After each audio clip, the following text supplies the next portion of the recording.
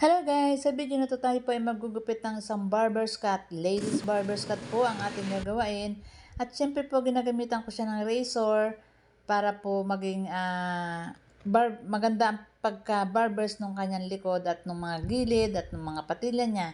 Kasi po kapag gunting lang, mas matagal. Ang razor kasi mas madaling gamitin. At syempre po ginagamitan ko rin po ng thinning scissor yan para maging maayos po ang gupit kasi po medyo may kulot ang buhok ng ating customer.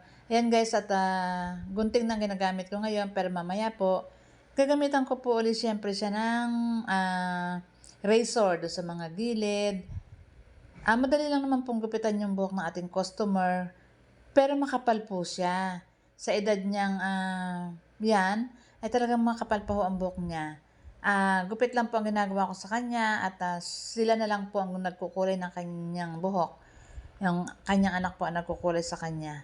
Ayan guys, so nasa gilid na tayo. At ayan, malapit na pong matapos. Razor po ulit ang ginagamit natin sa kanya kasi po, para maging maganda yung pagkaka-barbers dun sa gilid din. Alam mo guys, mahirap pong magupit ng barber's cut. Kaya lang po, talagang kailangan nating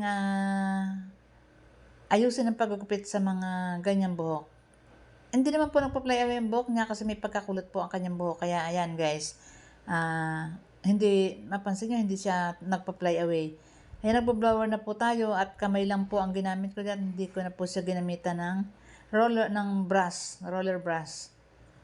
Ayan pinapantay. Siyempre po, pagkatapos ng gupit, titingnan natin, baka merong hindi pantay-pantay. Kaya, kailangan pa rin natin ayusin ang pagkakagupit. Sa halip na ahitan ko ng blade, razor pa rin po ang ginagamit ko. Ayan guys, salamat sa panonood. Bye!